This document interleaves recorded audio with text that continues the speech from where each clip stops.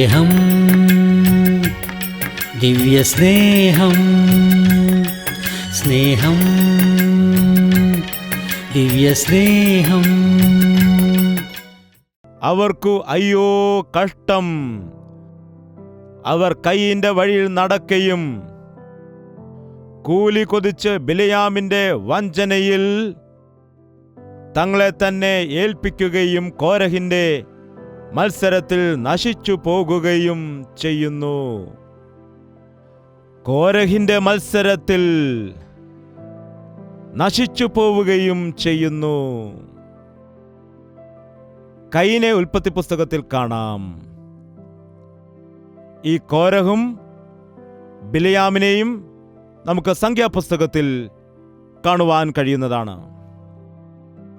അവരുടേതായിട്ടുള്ളതായ സാഹചര്യം നോക്കുമ്പോൾ യേശുക്രിസ്തു ഈ ലോകത്തിലേക്ക് വന്നു, സകല മനുഷ്യരുടെയും പാപങ്ങൾക്ക് വേണ്ടി മരിച്ചു, അവർക്ക് രക്ഷാ മാർഗത്തെ കാണിച്ചു കൊടുക്കുവാനും ഇടയായി. യേശുവിൻ്റെ നാമത്തിൽ വിശ്വസിക്കുന്ന എല്ലാവരും തന്നെ ദൈവത്തിൻ്റെ മക്കളായി മാറ്റപ്പെടുന്നു. അവർ സ്വർഗീയ രാജ്യത്തിൻ്റെ അവകാശികളായിട്ട് മാറുന്നു. അങ്ങനെ അനുഗ്രഹീതമായ രീതിയിൽ വന്ന ആളുകൾക്ക് ആ പഴയ ബുദ്ധി വരാനിടയായി. ഏത് ബുദ്ധിയാണ്? കോരഹിന്റെ ബുദ്ധി വരുവാൻ ഇടയായി എന്നാണ് പറയുന്നത്.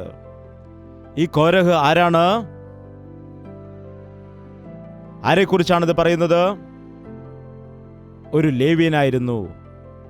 മോശയുടെ കൂടെ ഉണ്ടായിരുന്നതായ ജനക്കൂട്ടത്തിൽ ദൈവത്താൽ തിരഞ്ഞെടുക്കപ്പെട്ട ഒരു ലേവ്യ വംശക്കാരനായിരുന്നു. ലേവ്യരിൽ നിന്ന് ചിലരെ ദൈവം ശുശ്രൂഷക്കാരായിട്ട് മാറ്റി. ഈ പുരോഹിതന്മാരുടെ ജോലി എന്താണ്? ദൈവത്തിൻ്റെ ആലയത്തിൽ ശുശ്രൂഷ ചെയ്യുക എന്നതാണ്. ലേവ്യരുടെ ജോലി എന്താണെന്ന് വെച്ചാൽ സമാഗമന കൂടാരത്തെ എടുത്തുകൊണ്ട് പോയിട്ട് ഓരോരോ ദേശത്ത് ദൈവത്തിൻ്റെ ഹിതമനുസരിച്ച്, ദൈവത്തിൻ്റെ ആലോചന അനുസരിച്ച് അവ കൊണ്ടുപോയി സ്ഥാപിക്കുക എന്നതാണ്. സമാഗമന കൂടാരത്തെക്കുറിച്ച് നിങ്ങൾ വായിച്ചിട്ടുണ്ടായിരിക്കാം. പലപ്പോഴും ഞാൻ അതിനെക്കുറിച്ച് പറഞ്ഞിട്ടുണ്ട്. നിങ്ങളും പലപ്പോഴും വായിച്ചറിഞ്ഞ കാര്യമാണ്. അതുപോലെ തന്നെ ബൈബിൾ സ്റ്റഡിയിലും ഞാനത് പറഞ്ഞിട്ടുണ്ട്. നിങ്ങൾക്കത് കാണുവാൻ കഴിയുന്നതാണ്. ദൈവം പറഞ്ഞു, ഞാൻ നിങ്ങളുടെ നടുവിൽ വസിക്കുവാൻ ആഗ്രഹിക്കുന്നു സമാഗമന കൂടാരത്തിൽ, അതുകൊണ്ട് എനിക്ക് വേണ്ടി നിവാസ സ്ഥലം ഒരുക്കണമെന്നെല്ലാം പറഞ്ഞത് അതുപോലെ പറഞ്ഞിട്ടുണ്ട്. അതിൻ്റെ അളവുകളെല്ലാം തന്നെ ദൈവം പറഞ്ഞതനുസരിച്ച് തന്നെ നിർമ്മിച്ചു. അതുപോലെ തന്നെ ദൈവത്തിൻ്റെ നിയമപ്പെട്ടകവും തയ്യാറാക്കി. ദൈവത്തിൻ്റെ വിശുദ്ധ ആലയത്തിൽ അത് വളരെ ജാഗ്രതയോടുകൂടെ തന്നെ കൊണ്ടുവയ്ക്കണം. എല്ലാവർക്കും അത് ചുമക്കുവാൻ കഴിയില്ല.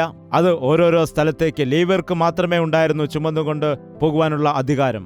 ഇതെല്ലാം തയ്യാറാക്കി വെച്ചതിന് ശേഷം പുരോഹിതൻ വന്നിട്ട്, ഇന്നത്തെ പോലെ കോട്ടൊന്നുമില്ല, മഹാപുരോഹിതന് വലിയ ഒരു അങ്കിയുണ്ട്, അതുപോലെ മനോഹരമായ തലപ്പാവ്, ഇവയെല്ലാം വെച്ച് നിങ്ങൾ നോക്കുകയാണെങ്കിൽ വളരെ അലങ്കൃതമായ രീതിയിൽ, വളരെ മനോഹരമായ രീതിയിൽ വസ്ത്രം ധരിച്ചിരിക്കുന്നത് കാണാൻ കഴിയും. ഇതിനെക്കുറിച്ച് നാം വ്യക്തമായിട്ട് ശ്രദ്ധിച്ചാൽ മനസ്സിലാക്കാൻ കഴിയും. പുരോഹിതന്മാർ വേറെയാണ്, ലേവ്യന്മാർ വേറെയാണ്, നായകന്മാർ വേറെയാണ്. മോശയെ ദൈവം നേതാവായിട്ടാണ് തിരഞ്ഞെടുത്തത്. പെട്ടെന്ന് ഈ കോരഹിന് ഒരു അനാവശ്യമായ ബുദ്ധി ഉണ്ടാകാനിടയായി. മോശെ, എന്താണത്? എപ്പോഴും നീ പറഞ്ഞതുപോലെ ചെയ്യണമോ? ഞങ്ങൾക്ക് ചെയ്യാൻ പാടില്ലേ? നിനക്ക് മാത്രമേ ഇവയൊക്കെ ചെയ്യാൻ കഴിയുമോ എന്ന് പറഞ്ഞ മോശയുടെ മേല് ഈ കോരഹ് തിരിയുവാനിടയായി.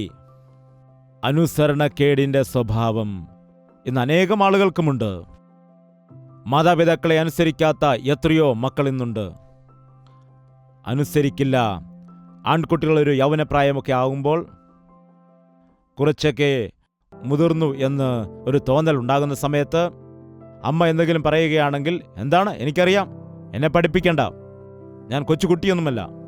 ആ ടീനേജ് 13, 14, 15, 16, 17 ഈ പ്രായത്തിലുള്ളതായ കുട്ടികളെക്കുറിച്ച് വളരെ ശ്രദ്ധയോടെ ആയിരിക്കണം, വളരെ ജാഗ്രതയോടെ ആയിരിക്കണം നാം. ടീനേജ് പ്രായത്തിലായിരിക്കുന്ന ഈ കുട്ടികൾ എല്ലാവരും തന്നെ ജാഗ്രതയോടെ ആയിരിക്കണം. നിങ്ങളെ നശിപ്പിക്കുവാനും നിങ്ങളെ തകർക്കുവാനും നിങ്ങളുടെ ഉള്ളിൽ പ്രവേശിക്കുന്നതാണ് അനുസരണക്കേടിന്റെ സ്വഭാവം എന്നത്. സത്യമാണ്. 13 മുതൽ 19 വയസ്സ് വരെയുള്ള പ്രായം നിങ്ങൾ കൊച്ചുകുട്ടിയല്ല. കൊച്ചുകുട്ടിയാണെങ്കിൽ അവിടെ ഇരിക്കുമെന്ന് പറഞ്ഞാൽ അനുസരിക്കും. അതേസമയത്ത് നിങ്ങൾ പക്വതയുള്ളതായ, പൂർണ്ണതയും തികവും ഉള്ളതായ ഒരു മുതിർന്ന വ്യക്തിയുമല്ല എന്നോർക്കണം. അറിയാവുന്ന കാര്യങ്ങളുണ്ട്, അറിയാത്ത കാര്യങ്ങളുണ്ട്. കൊച്ചുകുട്ടിയാണോ അതുമല്ല, മുതിർന്ന വ്യക്തിയാണോ അതുമല്ല, രണ്ടിനും ഇടയിലായതായ ഒരു അവസ്ഥയാണ്. അങ്ങനെയുള്ള മാനസിക അവസ്ഥയുമാണുള്ളത്. അതുകൊണ്ട് ആ സമയത്ത് അനേകം ആളുകൾ അനുസരണക്കേട് കാണിക്കും, മാതാപിതാക്കളോട് അനുസരണക്കേട് കാണിക്കും, അവസാനം 10th ഫെയിലാവും. ഞാൻ പലപ്പോഴും ചിന്തിച്ചിട്ടുണ്ട്, എന്തുകൊണ്ടാണ് ആ സമയത്ത് കുട്ടികൾ കൂടുതലും 10th ഫെയിലായി പോകുന്നത്? കാരണം അനുസരണക്കേട്. ഇത് കാരണമായിട്ട് അവർ ആരെയും കേൾക്കുകയില്ല. അവരുടെ ജീവിതത്തിൽ ഒന്നിലും അവർക്ക് ശ്രദ്ധ കേന്ദ്രീകരിക്കുവാനും കഴിയത്തില്ല. അതാണ് ഇവിടെ സംഭവിക്കുന്നത്. 10th ഫെയിലായെന്നും പറഞ്ഞ് നിങ്ങൾ പേടിക്കേണ്ട, വീണ്ടും എഴുതുക. നിങ്ങൾക്ക് നല്ലൊരു ഭാവി ഉണ്ടാക്കിയെടുക്കുവാൻ കഴിയും. എന്നാൽ 10th വരെ എല്ലാവരെയും പ്രൊമോട്ട് ചെയ്തിട്ട് 10th എത്തുമ്പോൾ അവിടെ പിടിച്ചിടുകയാണ്. ആ പ്രായത്തിൽ നിങ്ങൾ ദൈവത്തെ അനുസരിച്ചാൽ, ആ വയസ്സിൽ നിങ്ങൾ ദൈവത്തെ അന്വേഷിച്ചാൽ, അനുസരണക്കേട് എന്നത് നിങ്ങളെ നശിപ്പിക്കുന്നതാണ്. അനേകം മാതാപിതാക്കളെ അനുസരിക്കാത്ത കുട്ടികൾ ഇന്നുണ്ട്. നിങ്ങൾ കുട്ടികളെക്കുറിച്ച് വളരെ ജാഗ്രതയോടെ ആയിരിക്കണം. നിങ്ങൾ ശ്രദ്ധിക്കണം, ടീനേജ് പ്രായത്തിൽ നിങ്ങളുടെ മക്കളെ നിങ്ങൾ കോപിപ്പിക്കരുത്. ആ പ്രായത്തിൽ നിങ്ങളുടെ മക്കളെ നിങ്ങൾ മുഷിപ്പിക്കരുത്. അനുസരണത്തിലും ദൈവത്തിൻ്റെ വചനത്തിലും അവരെ വളർത്തിക്കൊണ്ടുവരിക. അവർക്ക് സ്നേഹവും സ്വാതന്ത്ര്യവും കൊടുക്കുക, വചനപ്രകാരം നടത്തുക. മക്കൾ ദുഷിച്ചു പോയാൽ മക്കളുടെ മാത്രം കുറ്റമല്ല, നിങ്ങളുടെയും കുഴപ്പമുണ്ട്. ചിലർ പറയാറുണ്ട്, കുട്ടികൾ എൻ്റെ വാക്ക് കേൾക്കുന്നില്ല, എൻ്റെ വാക്ക് കേൾക്കുന്നില്ല എന്ന്. ഞാൻ ചോദിക്കും, നിങ്ങൾ ദൈവത്തിൻ്റെ വാക്ക് കേൾക്കുന്നുണ്ടോ എന്ന്. നിങ്ങൾ ദൈവത്തിൻ്റെ വാക്ക് കേൾക്കാതിരിക്കുമ്പോൾ നിങ്ങളെ എങ്ങനെയാണ് നിങ്ങളുടെ മക്കൾ കേൾക്കുന്നത്? ഒരാൾ വന്ന് പറഞ്ഞു, നോക്ക്, എൻ്റെ കുട്ടിയെ കണ്ടോ, ഈ പ്രായത്തിൽ ഇവൻ സിഗരറ്റ് വലി തുടങ്ങിയിരിക്കുന്നു. ഇപ്പോഴേ ഇവൻ സിഗരറ്റ് വലി തുടങ്ങിയിരിക്കുകയാണ്. നോക്കുമ്പോൾ അയാളുടെ പോക്കറ്റിലും സിഗരറ്റ് ഉണ്ട്. ഇതെന്താണെന്ന് ഞാൻ ചോദിച്ചപ്പോൾ, അതെന്താണ്, ഞങ്ങളുടെ പ്രായത്തിൽ ഞങ്ങൾ അങ്ങനെയൊക്കെ ചെയ്തു, ഞങ്ങൾ നശിച്ചു പോയി. ഇവനെ നശിച്ചു പോകാതിരിക്കാനാണ് ഞാൻ പറയുന്നത്, ഇവനോട് പറയുമെന്ന്. ആദ്യം നീയല്ലേ ഇതിൻ്റെ ദുഷിച്ച സ്വഭാവം മാറ്റേണ്ടത്? ഒരു പശു എന്താണോ ചെയ്യുന്നത് അത് തന്നെ കണ്ടിട്ട് അതുപോലെ തന്നെ പശുക്കുട്ടി ചെയ്യും. അതുപോലെ തന്നെയാണ് നമ്മുടെ മക്കളും. നീ ചെയ്യുന്നത് എന്താണോ അത് തന്നെ കുട്ടികളും ചെയ്യും. നീ ദൈവത്തെ അനുസരിക്കുക, നിന്റെ കുട്ടികൾ ദൈവത്തെ അനുസരിക്കും. നീ ദൈവത്തെ ഭയപ്പെടുക, നിന്റെ മക്കൾ നിന്നെ ഭയപ്പെടും. നീ ദൈവത്തെ സ്നേഹിക്കൂ, നിന്റെ മക്കൾ നിന്നെ സ്നേഹിക്കാനിടയാകും. നിന്റെ യൗവനക്കാരായ മക്കളെക്കുറിച്ച് ജാഗ്രതയോടെ ആയിരിക്കുക. യൗവനക്കാരെ പിടിച്ചുകൊണ്ടുപോകാൻ പിശാച് പതുങ്ങിയിരിക്കുന്നു. അനുസരണക്കേട് പാടില്ല. ഭാര്യമാരെ, നിങ്ങളുടെ സ്വന്തം ഭർത്താവിനെ അനുസരിക്കരുത്. ദേവദാസൻ എത്ര നല്ല കാര്യമാണ് പറഞ്ഞതെന്ന് ഓർത്ത് സന്തോഷിച്ചിരിക്കുകയായിരിക്കും സഹോദരിമാർ, അല്ലേ? എന്താണ് പറയുന്നത്? ബൈബിളിൽ അങ്ങനെയുണ്ടോ? ഭാര്യമാരെ, നിങ്ങളുടെ സ്വന്തം ഭർത്താവിനെ അനുസരിക്കാതിരിക്കുക എന്ന് പറഞ്ഞാൽ എന്താണ്? അങ്ങനെ എഴുതിയിട്ടുണ്ടെങ്കിൽ ബൈബിൾ നിങ്ങൾ വിശ്വസിക്കുമോ? നിങ്ങളുടെ സ്വന്തം പുരുഷന് കീഴടങ്ങിയിരിക്കുക. ഭാര്യയായിട്ട്, മാതാവായിട്ട് നീ ഭർത്താവിനെ അനുസരിക്കുന്നത് കൊണ്ടാണ് നിന്റെ മക്കൾ നിന്നെ അനുസരിക്കുന്നത്. നിങ്ങൾക്ക് മനസ്സിലാകുന്നുണ്ടോ? നിങ്ങളുടെ ഭർത്താവിനെ നിങ്ങൾ ബഹുമാനിച്ചില്ലെങ്കിൽ നിങ്ങളുടെ മക്കൾ നിങ്ങളെയും ബഹുമാനിക്കില്ല. നിങ്ങളുടെ മക്കൾ നിങ്ങളെ ബഹുമാനിക്കണമെങ്കിൽ, സ്നേഹിക്കണമെങ്കിൽ നിങ്ങളുടെ ഭർത്താവിനെ നിങ്ങൾ ആദ്യം ബഹുമാനിക്കുക. നീ നിന്റെ ഭാര്യയെ സ്നേഹിക്കുകയാണെങ്കിൽ നിങ്ങളുടെ മക്കൾ നിന്നെ ബഹുമാനിക്കും. നിന്റെ ഭാര്യയെ നീ സ്നേഹിക്കാതിരുന്നാൽ, കരുതാതിരുന്നാൽ നിന്റെ മക്കളും നിന്നെ സ്നേഹിക്കുകയില്ല. നീ നിന്റെ ഭാര്യയെ നന്നായിട്ട് സ്നേഹിക്കുമ്പോൾ അത് കാണുന്നതായ മക്കൾക്ക് ആ അമ്മയോടുള്ളതിനേക്കാൾ കൂടുതൽ സ്നേഹം തോന്നും. കാരണം എൻ്റെ പിതാവ് എത്ര നല്ല പിതാവാണെന്ന് അവർ പറയും. ഈ കാലത്ത് നമ്മുടെ കുടുംബങ്ങളിൽ അങ്ങനെയുള്ള സ്നേഹമില്ല. പരസ്പരം അങ്ങോട്ടും ഇങ്ങോട്ടും കുറ്റം പറയുകയാണ്. രണ്ട് പാർട്ടികളായിട്ട് മാറി നിൽക്കുന്നതാണ് കാണുന്നത്. അപ്പനും അമ്മയും മിണ്ടത്തില്ല. മക്കളെ പറഞ്ഞു വിടും. എന്നിട്ട് പറയും, പപ്പയോട് ആഹാരം കഴിക്കാൻ പറയണം മോനെന്ന്. അമ്മ ആഹാരം വിളമ്പി വെച്ചിരിക്കുന്നു. എനിക്ക് വേണ്ട എന്ന് പറയുക. അമ്മേ, അപ്പന് വേണ്ട എന്ന് പറയുന്നു.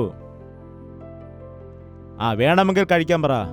പപ്പ വേണമെങ്കിൽ കഴിക്കാൻ പറയുന്നു. എനിക്കറിയാം, അവൾ അല്ലെങ്കിലും അങ്ങനെ പറയുള്ളൂ. അമ്മേ, ഇവരുടെ കാര്യം എന്തായി തീരും? ഇങ്ങനെ അപ്പനും അമ്മയ്ക്കും ഇടയിൽ നിന്നുകൊണ്ട് ഈ കുഞ്ഞുങ്ങൾ ബുദ്ധിമുട്ടുകയാണ്. എന്താണ്? നിങ്ങൾക്ക് എന്തെങ്കിലും വിഷമങ്ങളോ സങ്കടങ്ങളോ ഉണ്ടെങ്കിൽ നിങ്ങൾ തന്നെ പറഞ്ഞു തീർക്കുക. കുട്ടികളെ ഉപയോഗിക്കരുത്. മാതാപിതാക്കളുടെ ഇടയിൽ പാർഷ്യാലിറ്റി പാടില്ല. പക്ഷഭേദം കാണിക്കരുത്. ആ കാലത്ത് ഇസഹാക്കും അതുപോലെ റിബേക്കയും മാംസം കൊണ്ടുവരുമെന്ന് പറഞ്ഞ് ഇസഹാക്ക് മൂത്ത മകനെ സ്നേഹിച്ചു. തന്നെ അടുക്കളയിൽ സഹായിക്കുമെന്ന് പറഞ്ഞ് റിബേക്കയാണെങ്കിൽ ഇളയ മകനെ സ്നേഹിച്ചു. അതുകൊണ്ട് എന്താണ്, ഒരു കാലമായപ്പോൾ എന്താണ് സംഭവിച്ചത്? 2 മക്കളും പോകുവാനിടയായി. ആരുമില്ലാത്ത അവസ്ഥയുണ്ടായി. കുഞ്ഞുങ്ങളുടെ ഇടയിൽ സ്നേഹമുണ്ടാക്കുക. അനുസരണക്കേടെന്നത് പിശാചിന്റെ സ്വഭാവമാണ്. ലൂസിഫർ ദൈവത്തിന് നേരെ മറുതലിക്കുവാനിടയായി. അങ്ങനെയാണ് അവൻ പാതാളത്തിലേക്ക് തള്ളപ്പെട്ടു പോയത്. ദൈവത്തിനോട് അനുസരണക്കേട് കാണിച്ചതുകൊണ്ട്. അനുസരണക്കേട് കാണിക്കുന്നവരുടെ ജീവിതത്തിൽ അനുഗ്രഹം നമുക്ക് കാണുവാൻ കഴിയില്ല. മോശയെ പോലെയുള്ള ദൈവദാസനെ ജനത്തിന് കൊടുത്തപ്പോൾ ഇവർ മോശയ്ക്കെതിരെ തിരിയുകയാണ്. 200 പേരെ സംഘടിപ്പിച്ചുകൊണ്ട് നീ ആരാണ് ഞങ്ങളോട് ആജ്ഞാപിക്കാനെന്നൊക്കെ പറഞ്ഞ് മോശയെ ചോദ്യം ചെയ്യുന്നു. നിന്നെ ഞങ്ങൾ അനുസരിക്കില്ല എന്ന് പറഞ്ഞ് മറുതലിച്ചു. വേദപുസ്തകത്തിൽ പറയുന്നു, മോശ അവരെ നമസ്കരിച്ചു. എന്തുകൊണ്ടാണ് ഇങ്ങനെ ചെയ്യുന്നത്? നിന്നെ ദൈവം തിരഞ്ഞെടുത്ത് ഒരു കാര്യം ഏൽപ്പിച്ചിരിക്കുന്നു. ആ കർത്തവ്യം നിനക്ക് ചെയ്യുവാൻ കഴിയുകയില്ലേ? നീ ലേവ്യനായിരിക്കുവാനാണ് കർത്താവ് ആഗ്രഹിക്കുന്നത്. പിന്നെ നീ എന്താണ് പൗരോഹിത്യം ആഗ്രഹിക്കുന്നത്? ദൈവം നമ്മുടെ പരിധിക്കനുസരിച്ച് ഓരോരോ സ്ഥാനങ്ങൾ ഏൽപ്പിച്ചിട്ടുണ്ട്. നീ ഭർത്താവാണെങ്കിൽ ഭർത്താവിൻ്റെ കാര്യങ്ങൾ ചെയ്യുക, ഭാര്യയാണെങ്കിൽ ഭാര്യയുടെ ഉത്തരവാദിത്തം ചെയ്യുക. ഭർത്താവിൻ്റെയും ഭാര്യയുടെ ഉത്തരവാദിത്തങ്ങൾ മറന്ന് അവർ പ്രവർത്തിക്കുകയാണെങ്കിൽ കുടുംബം താറുമാറാകാനിടയാകും. ഈ ലോകത്തുള്ളതായ സഭകളിൽ ദൈവം ചില വ്യക്തികളെ ചില ഉത്തരവാദിത്തങ്ങൾ ഏൽപ്പിച്ചിട്ടുണ്ട്. ഇവിടെ സംഗീത ഉപകരണങ്ങൾ വായിക്കുന്നതായ വ്യക്തികൾ, ഒരാൾ കീബോർഡ്, ഒരാൾ തബല, ഒരാൾ ഗിറ്റാർ, ഒരാൾ വയലിൻ, ഇങ്ങനെ വായിച്ചുകൊണ്ടേയിരിക്കുന്നു. എന്നാൽ പെട്ടെന്നൊരു ദിവസം ഞാൻ വന്നിട്ട് അവരെ അങ്ങോട്ടും ഇങ്ങോട്ടും മാറ്റുകയാണ്. കീബോർഡ് വായിക്കുന്ന ആളെ വിളിച്ചിട്ട് തബല അടിക്കുവാൻ വേണ്ടി, തബല അടിക്കുന്ന ആളെ വിളിച്ചിട്ട് ഗിറ്റാർ അടിക്കാൻ വേണ്ടി നിയോഗിച്ചാൽ, നിങ്ങൾ മാത്രമാണ് എപ്പോഴും ചെയ്യുന്നത്, ഞാനും ചെയ്യട്ടെ എന്ന് പറഞ്ഞ് ഏൽപ്പിച്ചാൽ എന്തായിരിക്കും അവസ്ഥ? എപ്പോഴും നിങ്ങൾ മാത്രമാണോ തബലടിക്കുന്നത്? ബ്രദർ, ഒരു കാര്യം ചെയ്യും, നിങ്ങൾ മുൻപോട്ട് വാ, നിങ്ങൾ ഇന്ന് മുതൽ തബലയടിക്കും എന്ന് പറഞ്ഞാൽ പിന്നെന്താണ്? തബുകോ തബുകോ തബുകോ തബുകോ എന്നടിക്കും. എന്താണ്? നിങ്ങളെ ദൈവം ഏത് കാര്യം ചെയ്യാനാണോ ഉത്തരവാദിത്തം ഏൽപ്പിച്ചിരിക്കുന്നത് അത് ചെയ്യുക. അല്ലാതെ നിങ്ങൾ ഒരുപാട് കാര്യങ്ങൾ ചെയ്തിട്ടുണ്ടോ എന്ന് കർത്താവ് ചോദിക്കുകയില്ല. നിങ്ങളെ ഏൽപ്പിച്ചതായ കാര്യങ്ങൾ നിങ്ങൾ വിശ്വസ്തയോടെ ചെയ്തിട്ടുണ്ടോ എന്നായിരിക്കും അവൻ ചോദിക്കുന്നത്. ദൈവദാസന്മാരുടെ ജോലികൾ വളരെ എളുപ്പമുള്ളതാണെന്നാണ് ചിലർ വിചാരിക്കുന്നത്. ഇങ്ങനെ ഇരുന്ന് കേൾക്കുന്ന ആളുകളുടെ പണി എളുപ്പമാണെന്ന് ചിലർ പറയും. ഇരുന്ന് കേൾക്കുന്നതാണോ എളുപ്പം, നിന്ന് പ്രസംഗിക്കുന്നതാണോ എളുപ്പം? നിങ്ങൾ പറയുക. ഒരിക്കലുമല്ല. ഇരുന്ന് കേൾക്കുന്നതാണ് ബുദ്ധിമുട്ട്. ഇരുന്ന് കേൾക്കുന്നതാണ് ബുദ്ധിമുട്ട്. ഇരിക്കണമെങ്കിൽ ഒരു ക്ഷമയുണ്ടായിരിക്കണം, സഹനമുണ്ടായിരിക്കണം, കേൾക്കാൻ ആഗ്രഹമുണ്ടായിരിക്കണം. ഓരോരുത്തർക്കും അവരുടേതായ കഷ്ടതകളുണ്ട്. ദൈവം ഓരോരുത്തരെയും വേർതിരിച്ചു. ലേവ്യരോട് പറഞ്ഞു, നിങ്ങളുടെ പണി ഇതാണ്. നേതാക്കന്മാരെ നിയമിച്ചു പറഞ്ഞു, നിങ്ങളുടെ ജോലി ഇന്നതിനതാണ്. അല്ലാതെ എൻ്റെ പണി ഇതല്ല, ഞാൻ അത് ചെയ്യും, അതെനിക്ക് ചെയ്യണം എന്നൊക്കെ പറഞ്ഞ് നമ്മൾ അങ്ങോട്ടും ഇങ്ങോട്ടും മത്സരിക്കുകയാണെങ്കിൽ ഓർക്കുക, അപ്പോൾ നമ്മളിൽ യേശുവിൻ്റെ സ്വഭാവം കാണുകയില്ല. നമ്മുടെ മാതൃകാ പുരുഷൻ യേശു ക്രിസ്തുവാണ്. മറ്റുള്ള ആളുകളെ കണ്ടിട്ട് അവരെ പോലെ ആകണമെന്ന് നാം ഒരിക്കലും ആഗ്രഹിക്കുവാൻ പാടില്ല. പുലിയെ കണ്ടിട്ട് കുറുക്കനിങ്ങനെ ചിന്തിച്ചു, എന്താണ്, പുള്ളികൾ മുദ്ര കുത്തിയാൽ പുലിയാകുമോ? എന്താണ് സംഭവിച്ചത്? അത് ശരീരത്തിൽ ചുട്ടുകുത്തി. അയ്യോ, എനിക്ക് പുലിയെ പോലെയാകണം, പിന്നെ അയ്യോ എനിക്ക് പുലിയെ പോലെയാകണം. അവസാനം എന്താണ് സംഭവിച്ചത്? പുലിയെ പോലെയായോ? അവസാനം പുണ്ണുണ്ടായി. പുലിയെ പോലെ ആകുവാൻ കഴിഞ്ഞില്ല. നിങ്ങളെ ദൈവം എങ്ങനെയാക്കി വെച്ചിരിക്കുന്നുവോ അങ്ങനെയാകുക. അവരെ പോലെയും ഇവരെ പോലെ ആകുവാൻ വേണ്ടി നീ ആശിക്കരുത്. ദൈവം നമ്മയെല്ലാം പ്രത്യേകമാണ് സൃഷ്ടിച്ചത്. എന്നെ പോലെയുള്ള ആളുകളോ നിന്നെ പോലെയുള്ള ആളുകളോ വേറെ ആരും കാണില്ല. കുശവന്റെ കയ്യിലെ കളിമൺ പാത്രം പോലെയാണ് ദൈവം നമ്മെ സൃഷ്ടിച്ചത്, അല്ലാതെ ഒരു ഇഷ്ടിക പോലെയല്ല സൃഷ്ടിച്ചത്. ഇഷ്ടിക ഒരേ അച്ചിലെടുത്തിട്ട് ഓരോന്നോരോന്നുണ്ടാക്കി അങ്ങനെ അടുക്കി വെക്കുകയാണ്. എന്നാൽ മൺപാത്രം അങ്ങനെ കഴിയില്ല. കുശവൻ അതിനുവേണ്ടി കളിമണ്ണെടുത്തിട്ട് കുഴച്ച് മാർദ്ദവമുള്ളതാക്കി എടുത്തിട്ട് തൻ്റെ കൈകൊണ്ട് മെനഞ്ഞാണ് ഓരോരോ പാത്രങ്ങൾ ഉണ്ടാക്കുന്നത്. ഒന്ന് കൂജിയാക്കും, മറ്റൊന്ന് കലമാക്കും, അങ്ങനെ ഓരോരോ വ്യത്യസ്തമായ പാത്രങ്ങൾ ഉണ്ടാക്കിയെടുക്കും. ഒരു പാത്രം മീനൊക്കെ കറി വയ്ക്കുന്ന ഒരു മൺചട്ടിയായിരിക്കാം. ആ മൺചട്ടി വിചാരിക്കുകയാണ്, നോക്ക്, ഞാനിങ്ങനെ ശരീരത്തെ കരിയൊക്കെ പിടിച്ച് ഇരിക്കുകയാണ്. ആ കൂജയെ നോക്കൂ, എത്ര മനോഹരമായിട്ടാണ് അതിനെ വെച്ചിരിക്കുന്നത്. അതിനെ സ്റ്റൂളിൽ കൊണ്ടുവച്ചിരിക്കുന്നു. നല്ല കുടിവെള്ളമൊക്കെ അതിലൊഴിച്ചു വെച്ചിട്ട് ആൾക്കാർ അതിൽ നിന്ന് കുടിക്കുന്നു. എന്നാൽ ഞാനാണെങ്കിൽ തീയും പുകയും എല്ലാം സഹിച്ചു ഇവിടെ ഇരിക്കുന്നു. ഞാൻ ഇന്നു മുതൽ കൂജയാകുന്നു എന്ന് പറഞ്ഞാൽ നടക്കില്ല. എല്ലാം കൂജകളാണെങ്കിൽ എങ്ങനെയാണ് മീൻ കറി വയ്ക്കുന്നത്? അതുപോലെ എല്ലാം കറിച്ചട്ടികളാണെങ്കിൽ എങ്ങനെയാണ് വെള്ളം ഒഴിച്ചു വെക്കുന്നത്? ഒന്നിനെ കൂജയായിട്ട് നിർമ്മിച്ചു, ഒന്നിനെ കലമായി നിർമ്മിച്ചു. ദൈവമേ, നീ എന്നെ ഇങ്ങനെയാക്കിയല്ലോ, നിനക്ക് സ്തുതി എന്ന് പറയുവാൻ കഴിയണം. ഈ കാലത്ത് പല പുരുഷന്മാരും, ദൈവമേ, എന്നെ ഒരു പുരുഷനായിട്ട് സൃഷ്ടിച്ചതിന് നിനക്ക് നന്ദി കരറ്റുന്നു, എന്നെ ഒരു സ്ത്രീയാക്കി സൃഷ്ടിച്ചിരുന്നുവെങ്കിൽ ഞാൻ വളരെ കഷ്ടതയുണ്ടായിരിക്കുമായിരുന്നു. എന്നാൽ ചില സ്ത്രീകൾ ഇങ്ങനെ പറയാറുണ്ട്, എന്തുകൊണ്ടാണ് എന്നെ പെണ്ണായിട്ട് സൃഷ്ടിച്ചത്? കഷ്ടതയും പരിഭവമാണ് എൻ്റെ ജീവിതത്തിൽ മുഴുവൻ, പുരുഷനായാൽ മതിയായിരുന്നു. അതെന്തുകൊണ്ടാണ് അങ്ങനെ പറയുന്നത്? ദൈവം നിന്നെ സ്ത്രീയായി സൃഷ്ടിച്ചു. ഹല്ലേലൂയ! നിന്റെ ജീവിതത്തിൽ വലിയൊരു വിലയുണ്ട്, മാതൃത്വം നിനക്കാണുള്ളത്. ഈ ലോകത്തില് മാതാവെന്ന വാക്ക് എത്ര ശ്രേഷ്ഠമായ മാതാവാണ്. മാതാവിന്റെ ശ്രേഷ്ഠത ആർക്കാണ് ലഭിക്കാറുള്ളത്? നീ പുരുഷനാണ്, നീ ഭർത്താവാണ്, അതിനെക്കുറിച്ച് ദൈവത്തെ സ്തുതിക്കുക, ദൈവം നൽകിയതിനെ ഓർത്ത് സ്തുതിക്കുകയാണ് ചെയ്യേണ്ടത്. അല്ലാതെ എന്നെ ഇങ്ങനെ സൃഷ്ടിച്ചില്ല, എന്നെ അങ്ങനെ സൃഷ്ടിച്ചില്ല, എനിക്ക് അങ്ങനെ ആകണം എന്ന് പറയരുത്. കുശവന്റെ കയ്യിലിരിക്കുന്നതായ കളിമണ്ണ് അത് വഴങ്ങുമ്പോഴാണ് നല്ലൊരു പാത്രമാകുന്നത്. വഴങ്ങിയില്ലെങ്കിൽ അത് പൊട്ടിപ്പോകാനിടയാകും. ദൈവത്തിൻ്റെ കയ്യിൽ നാം ഒതുങ്ങിയിരിക്കണം. നാം ദൈവത്തിൻ്റെ കയ്യിൽ അനുഗ്രഹിക്കപ്പെടണം. കോരഹിന്റെ മാർഗം അനുസരണക്കേടിന്റെ മാർഗമാണ്. മറ്റുള്ളവരെ കണ്ട അസൂയപ്പെടുന്നതായ മാർഗമാണ്. മറ്റുള്ളവരെ അനുസരിക്കാതെ കീഴ്വഴങ്ങാതെ മറുതലിക്കുന്നതായ അനുസരണക്കേടിന്റെ മാർഗമാണത്. അനുസരണം എന്നത് നാം പഠിക്കേണ്ടതാണ്. അനുസരണക്കേട് എന്നത് അത് പിശാചിന്റെ സ്വഭാവം ആയിരിക്കുന്നത് കൊണ്ട് ഓട്ടോമാറ്റിക്കായിട്ട് വന്നു ചേരും. എന്നാൽ അനുസരണം നാം ശീലിക്കേണ്ടതാണ്. യേശുക്രിസ്തു ഈ ലോകത്തിലേക്ക് വന്ന് അനുസരിക്കുവാനിടയായി, അനുസരിക്കുവാൻ ശീലിച്ചു. ദൈവത്തിന് ഇഷ്ടമായിരിക്കുന്നത് എന്താണെന്ന് വെച്ചാൽ അനുസരണമാണ്. ദൈവത്തെ അനുസരിക്കുക, ദൈവത്തിന്റെ വാക്കനുസരിക്കുക, ദൈവത്തിന്റെ ഹിതം അനുസരിക്കുക. നീ പറയുന്നത് എന്തും ഞാൻ ചെയ്യാം കർത്താവേ എന്ന് പറഞ്ഞ് നിന്നെ തന്നെ ദൈവത്തിന് സമർപ്പിക്കുക. കർത്താവേ, എന്തായാലും നിന്റെ ഹിതം നടക്കണം. ദൈവം നിന്റെ കൂടെയുണ്ടെങ്കിൽ നീ വൻ കാര്യങ്ങളെ ദൈവത്തിന്റെ നാമത്തിൽ നേടിയെടുക്കും. ഭയങ്കരമായിരിക്കുന്ന ഈ മാർഗത്തിലുള്ളവർക്ക് അയ്യോ കഷ്ടം.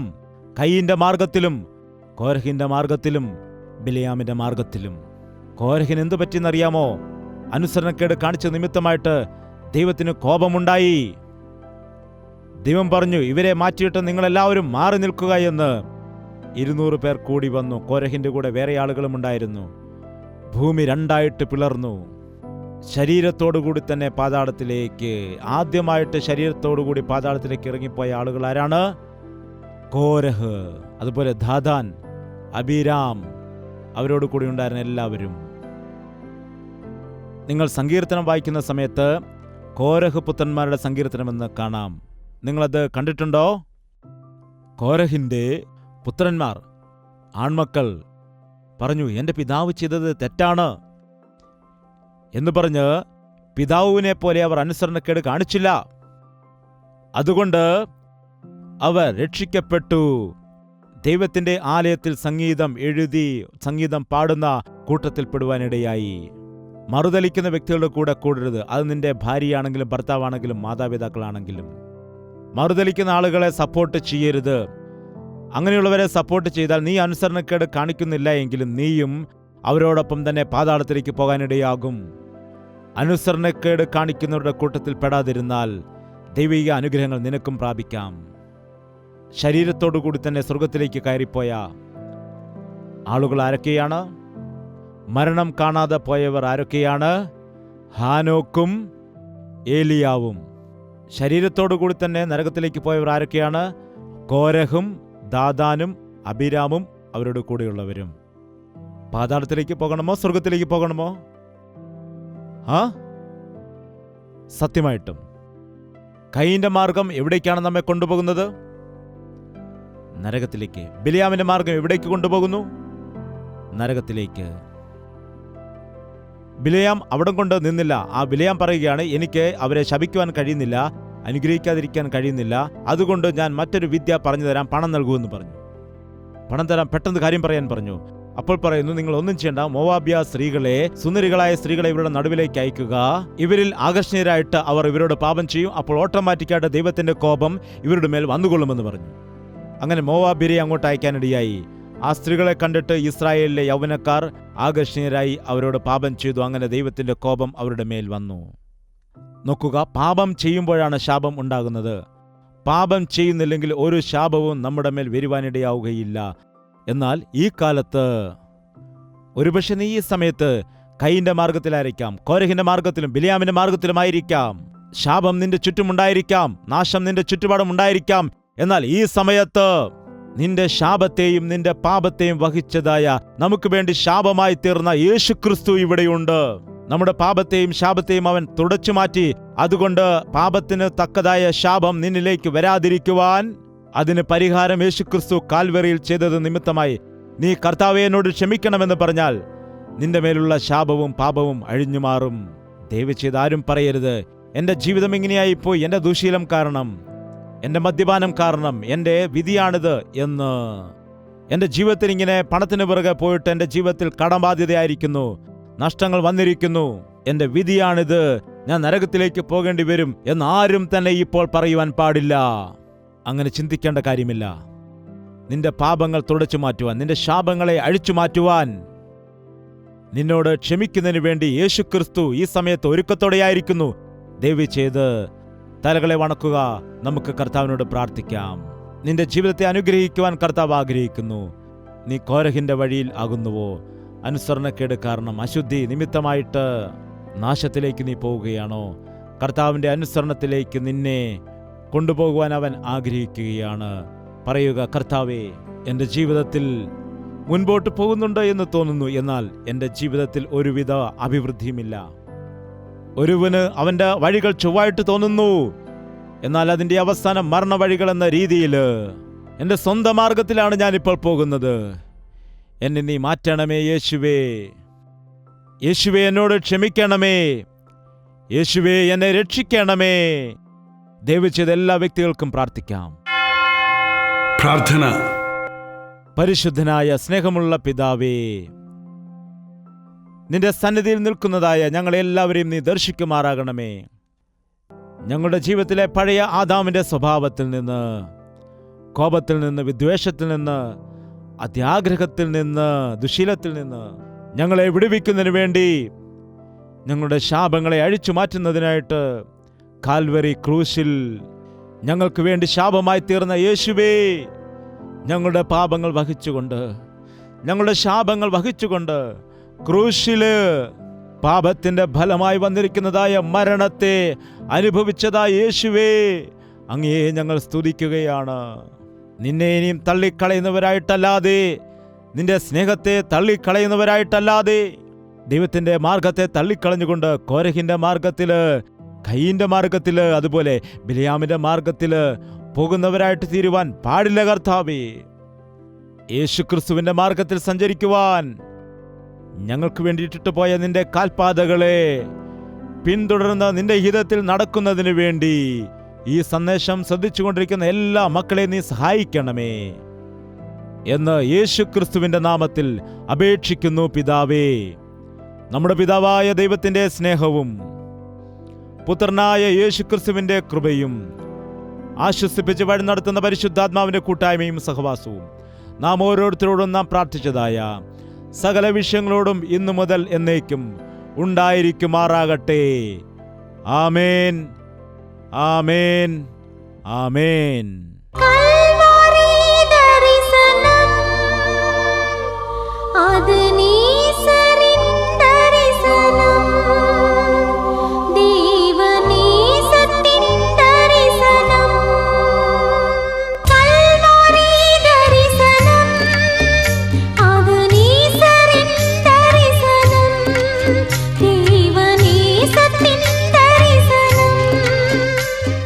യേശുവേ, യേശുവേ, യേശുവേ, യേശുവേ, യേശുവേ, യേശുവേ, യേശുവേ. നിന്നെ നിന്നെ എന്നും ഞാൻ സേവിക്കും, നീ മാത്രം രാജാവെന്നും. നിന്നെ നിന്നെ എന്നും ഞാൻ സേവിക്കും, നീ മാത്രം രാജാവെന്നും.